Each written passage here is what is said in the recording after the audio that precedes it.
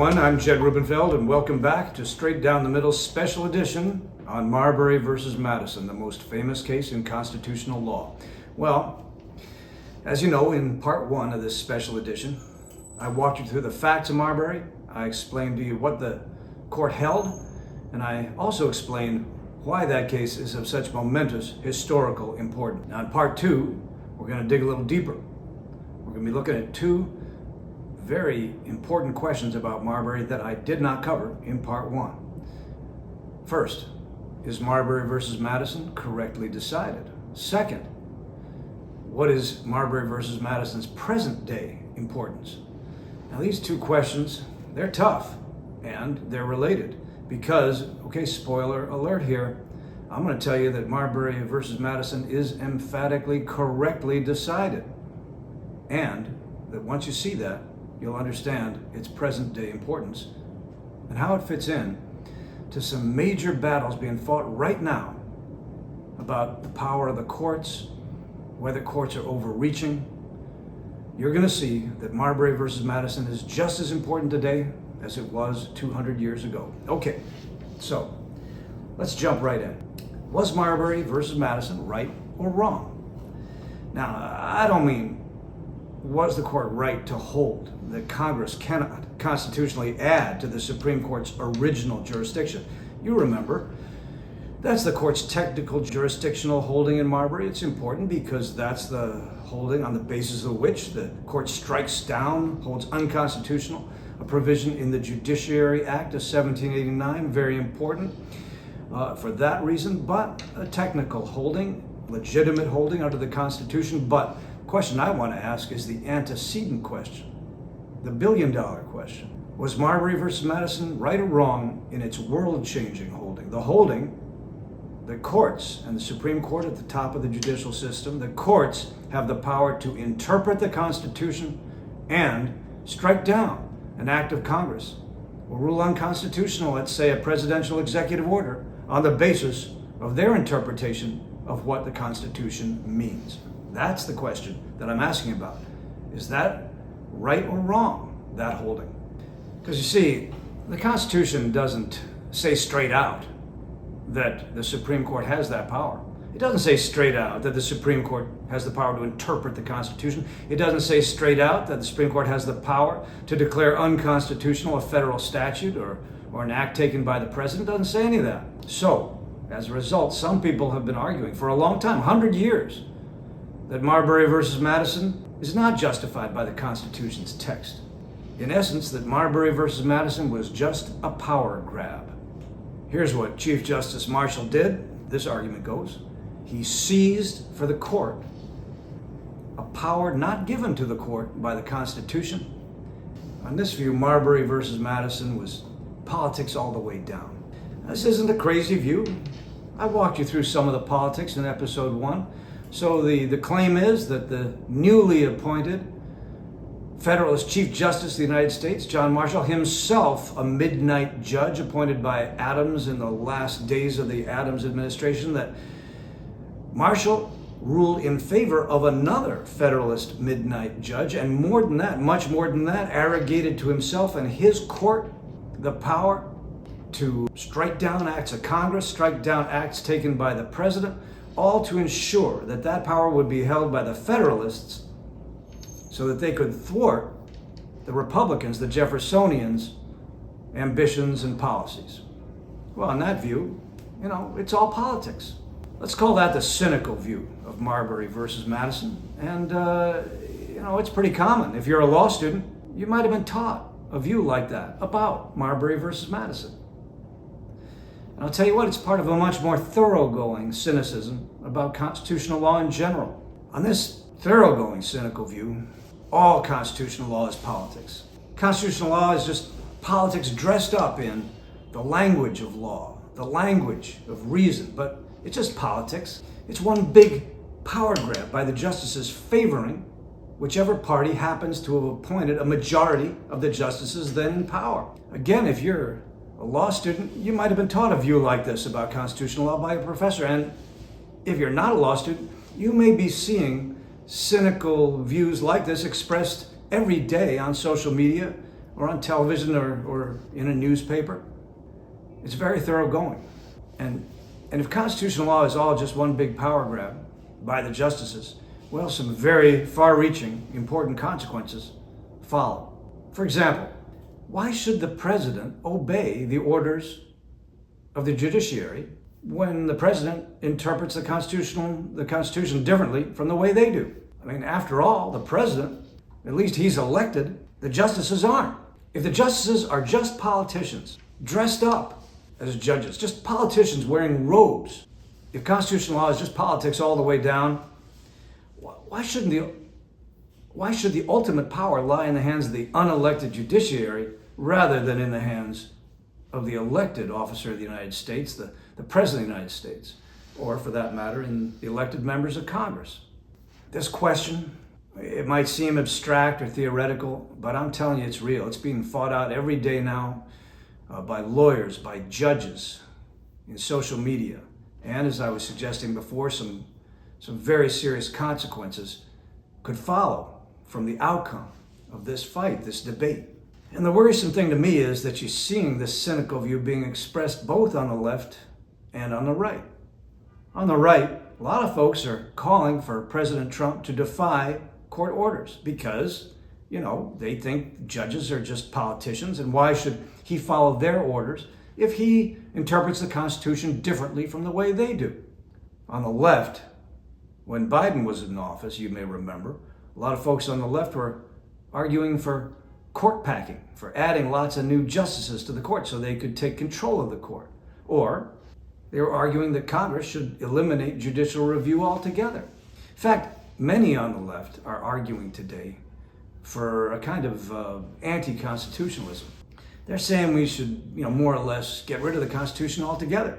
Why? Because they say it's anti-democratic, and the most anti-democratic thing about it is the Supreme Court and judicial review, allowing these 9 unelected justices to overturn acts of Congress or acts taken by the president, overturn the will of the people.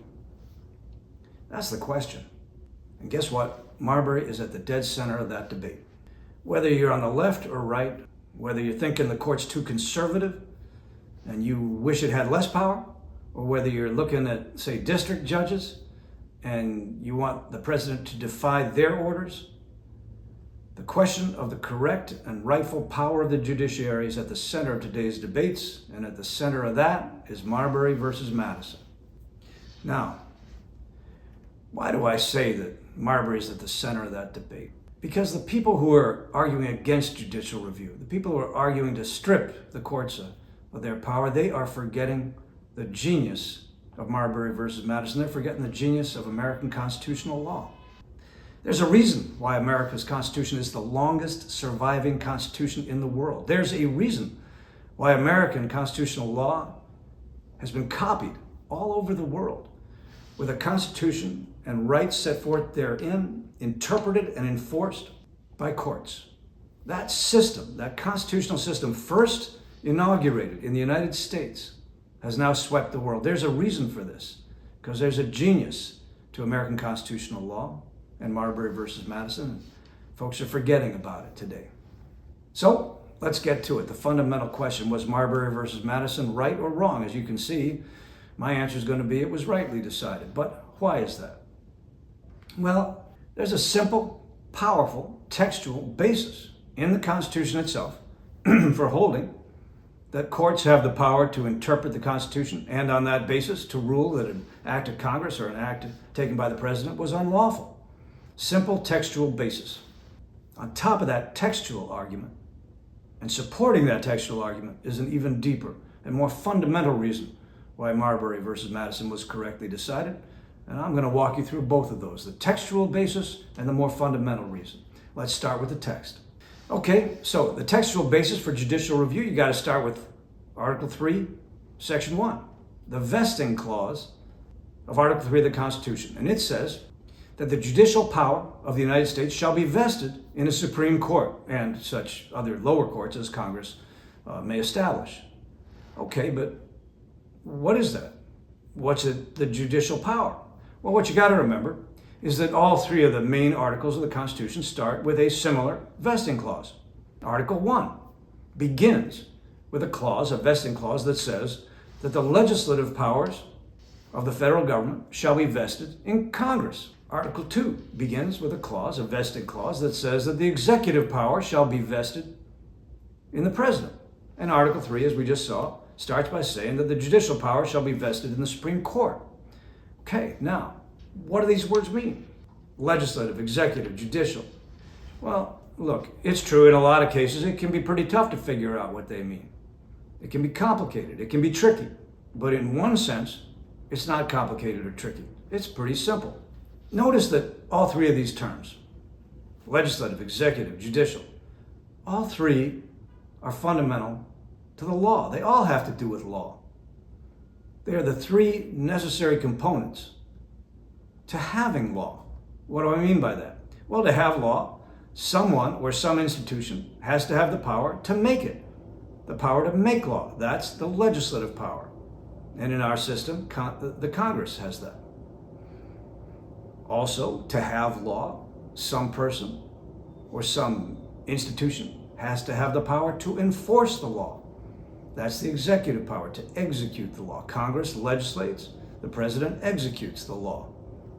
But third, finally, because the law is and always will be in dispute, some person or some institution has to have the power to interpret the law, to decide what it means, to adjudicate, to say what the law is when it's in dispute.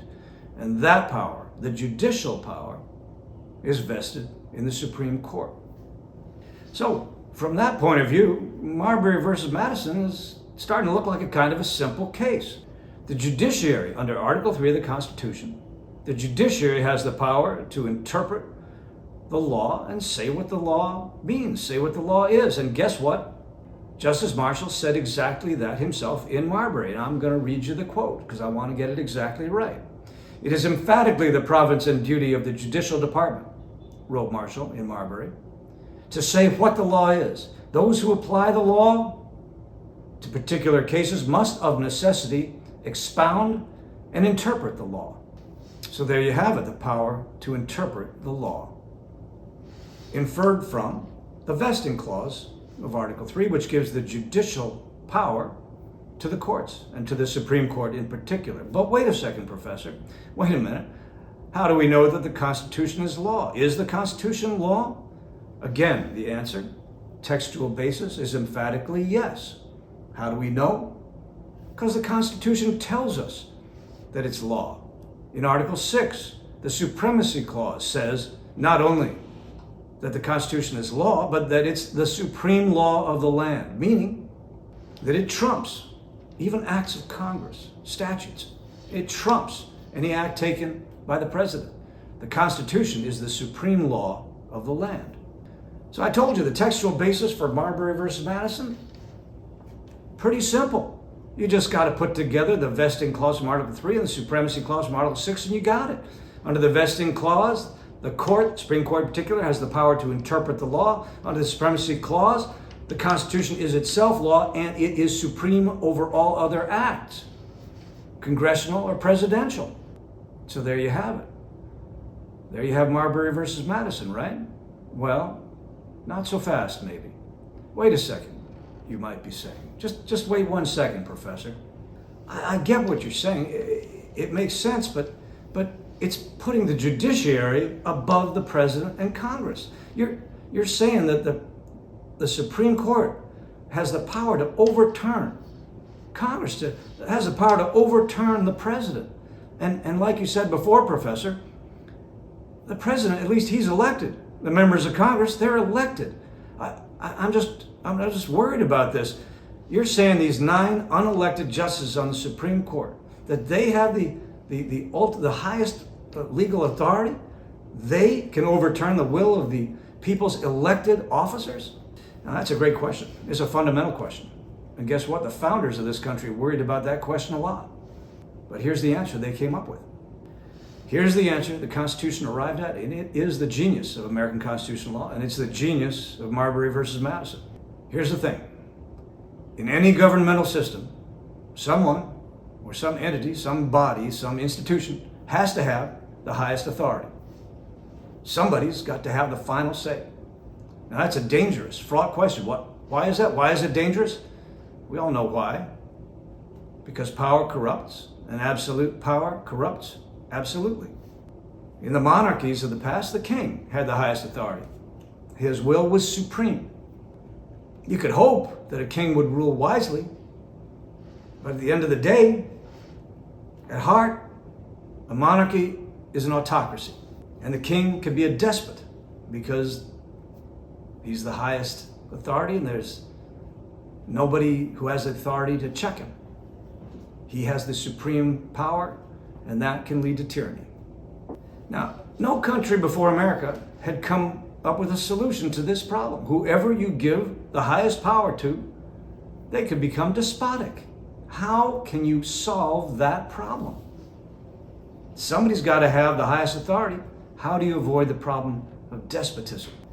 America came up with a brand new answer to that question, a world-changing answer. What if, said the founders, what if we gave the highest political and legal authority to the branch of government with the least power, to the branch of government that does not have an army at its command, that does not even have the power to make law, to legislate? What if we gave the supreme legal authority to a branch of government that has no other power than that, the power to decide what the law is, to say what the law means? That was the brilliant innovation that made the American Constitution the model for every developed country in the world.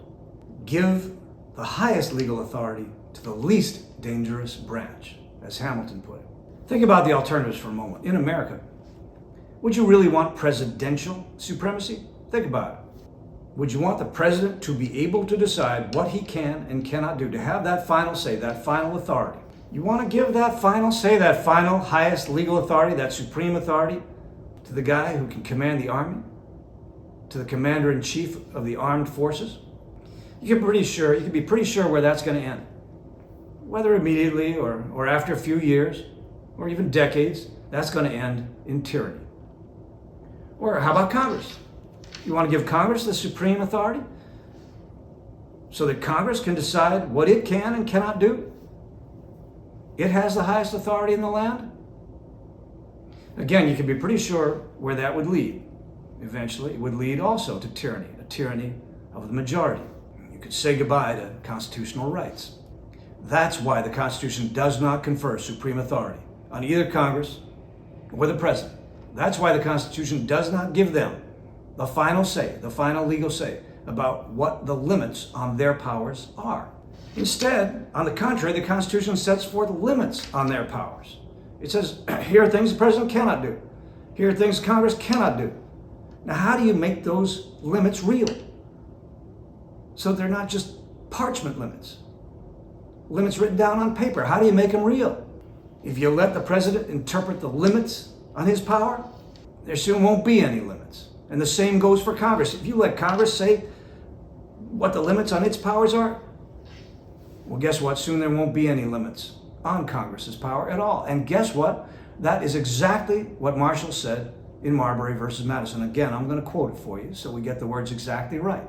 Allowing Congress to decide what it can and cannot do, said Marshall, would be giving to the legislature a practical and real omnipotence with the same breath which professes to restrict their powers within narrow limits.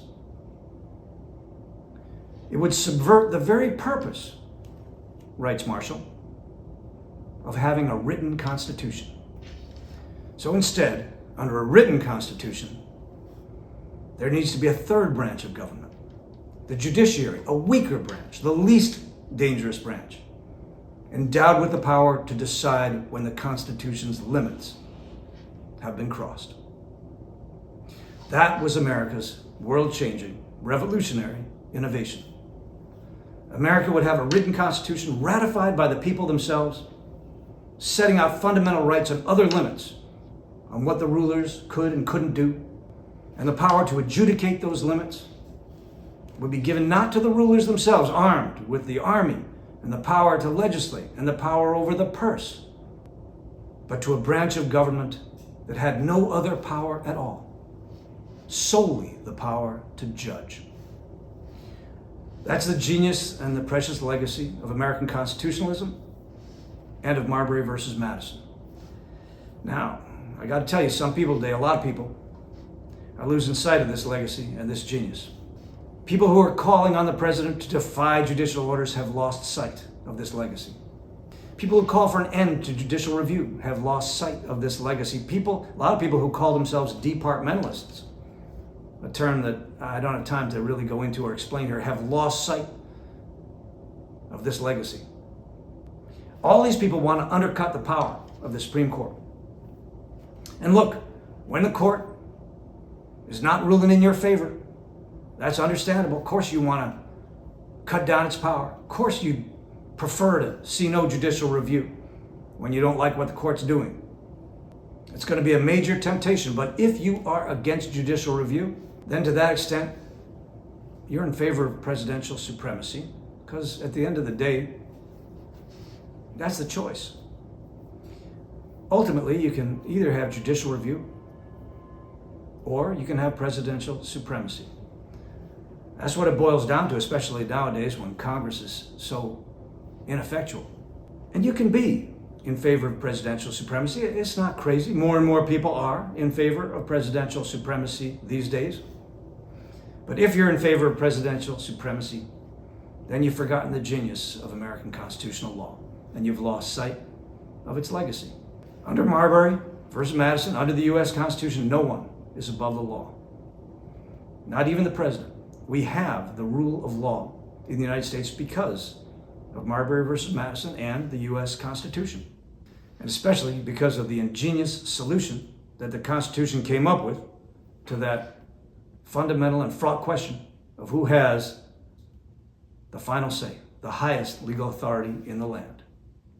That awesome power is to be exercised by the one branch of government with the least power, the one branch of government that has no other power than the power to judge. Okay, these are difficult and deep waters I've taken you into. So now you've had part 2 of Straight Down the Middle special edition on Marbury versus Madison. I'm telling you, you now understand that case better than a lot of people do.